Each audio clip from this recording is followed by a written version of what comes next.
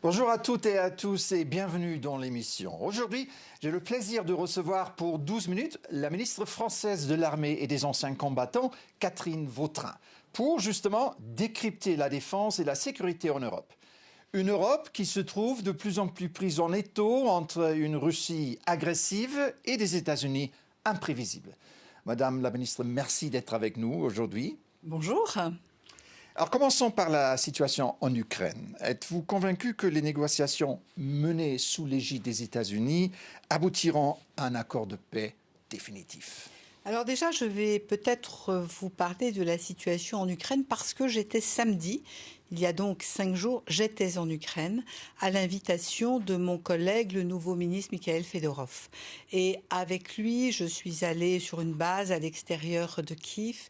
J'ai rencontré le président Zelensky, j'ai beaucoup écouté également mon collègue et j'ai surtout mesuré qu'aujourd'hui, il y a 3 heures d'électricité par jour à Kiev, qu'il y a toutes les nuits des missiles, des drones et que réellement il y a une nécessité à apporter des réponses dans un pays dont je veux souligner l'extrême résilience. J'ai aussi visité une entreprise qui fabrique 5000 drones par mois en pleine situation de guerre. Donc vous voyez un pays totalement mobilisé que rien n'arrête.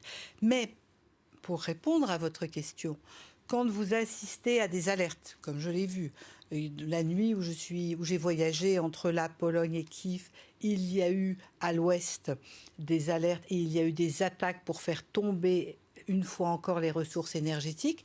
Et dans le train du retour à Lviv, il y avait là aussi encore des alertes. Donc c'est une réalité de tous les jours. Et donc on se dit, est-ce que réellement les Russes ont envie d'aller vers la paix quand on voit cette situation? Pour autant, je souligne évidemment tous les efforts qui sont conduits par les États-Unis avec l'Ukraine pour parler avec les Russes.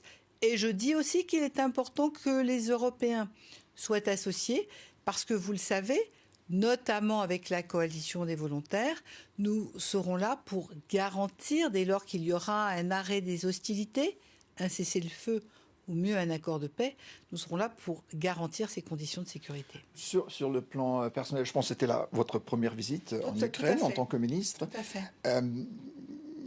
Quelle était l'ambiance là-bas? Quelles sont vos impressions? Les Ukrainiens, ils sont à bout de souffle, déterminés? Ils sont extraordinaires de résilience. C'est-à-dire que dans la rue, dans Kiev, vous n'avez pas l'impression, la journée, vous n'avez pas l'impression d'être dans un pays en guerre, tellement ils avancent. En revanche, la nuit, vous voyez bien des immeubles entiers pas éclairés. Et là, vous vous rendez compte, vous avez des gens qui vivent chez eux avec 5, 6 degrés. Il faisait moins froid parce qu'il neigeait. Il a neigé toute la journée. Il y avait 40 cm de neige dans Kiev. 3 jours avant, il faisait moins 20 et je crois que là, en début de semaine, il a de nouveau fait très froid. Donc des conditions pour la population très difficiles. Mais le vice-ministre en charge des relations avec l'Europe me dit « Mais vous savez, l'époque où Napoléon pensait que sans ressources, on fait tomber une population, c'est terminé. » Nous sommes capables d'affronter ça. Les gens assument cette situation. Et vraiment, je veux souligner la très grande résilience de la population ukrainienne. Et au niveau de l'armement, qu'est-ce qui manque le plus aux Ukrainiens? Alors, le sujet, c'est vraiment le combat dans le ciel. Et c'est la première chose que m'a demandé le président Zelensky, c'était d'être le relais du besoin de missiles. Là, je sors d'une réunion dans le cadre du rendez-vous NATO d'aujourd'hui. Avec Marc Rutte, le secrétaire général, ce que nous avons fait aujourd'hui, c'est un tour de table de l'ensemble des ministres présents, avec une première question qui était « Comment convaincre votre Premier ministre d'aller plus loin ?» Alors moi, mon Premier ministre, c'est l'ancien ministre de la Défense, Sébastien Lecornu. Donc autant vous dire qu'il connaît les sujets. C'est lui qui a fait le budget. On est en hausse de 13%. Mais derrière, il faut que chaque pays européen se rende compte que la défense de l'Ukraine, c'est notre défense européenne. Voilà, justement, lors de vos vœux aux armées, vous avez plaidé pour une mise en place d'une force multinationale pour l'Ukraine. Qui doit y participer et comment ? Et vous savez, je crois qu'il est important que l'ensemble des Européens comprennent que la sécurité du continent, elle est incontestablement liée à la sécurité de l'Ukraine. C'est la première fois depuis 1945 que nous avons une situation de conflit sur notre continent. À partir de là, c'est tout le sens de ce que l'on fait au sein de l'Alliance, mais c'est aussi tout le sens de ce que l'on fait au sein de l'Union européenne. Nous avions une réunion des ministres de la Défense européenne et notre principal sujet, c'était l'aide à l'Ukraine. Et quand le président Macron, avec l'année dernière le Premier ministre anglais Steinmeier, ont travaillé sur la coalition des volontaires, c'était bien cette volonté d'apporter des réponses en matière de surveillance aérienne, de surveillance maritime, de régénération des forces ukrainiennes. Et ça se fait avec l'ensemble des pays européens qui s'engagent et qui participent. Alors, le président de la République ainsi que le chef d'état-major ont régulièrement évoqué une possible guerre avec la Russie. Est-ce que vous partagez ces craintes ou est-ce que c'est un peu alarmiste quand même ? Vous savez, la question qui se pose à partir du moment où nous avons un conflit sur le continent européen, la question, c'est de dire que nous devons nous préparer à un conflit de haute intensité. Le meilleur moyen d'éviter un conflit, c'est de se préparer à ce conflit. Et c'est ce que nous faisons. C'est la raison pour laquelle la France a l'armée d'Europe qui est la plus entraînée. Nous avons un maintien en condition opérationnelle de l'ensemble de nos armées. Et vous savez aussi que la France a la particularité, et c'est une doctrine constante depuis le début des années 60, nous articulons une dissuasion nucléaire aéroportée et navale opérationnelle avec en parallèle, évidemment, une organisation de défense conventionnelle tout aussi opérationnelle. Et ma responsabilité de ministre des Armées, c'est que le président de la République française, chef des armées, ait à sa disposition tous les outils dont il a besoin, parce que pour être respecté, il faut être craint. Est-ce que vous êtes pour une armée européenne professionnelle ?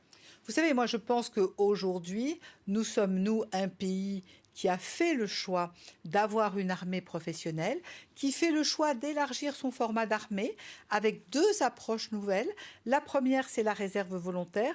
Nous avons 50 000 volontaires qui viennent périodiquement apporter leurs compétences. Ça peut être un journaliste qui va faire de la communication, comme ça peut être un boulanger qui va venir faire du pain, ou un cyber qui va venir participer à la réflexion sur le conflit de demain.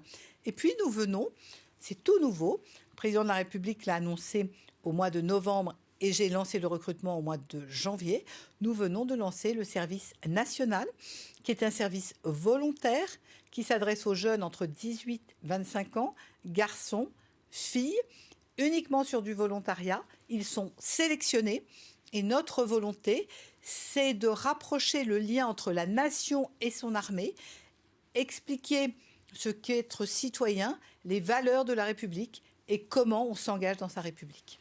Est-ce que vous êtes d'accord avec le secrétaire général Mark Rutte qui a dit que la défense en Europe ne sera pas possible sans les États-Unis ?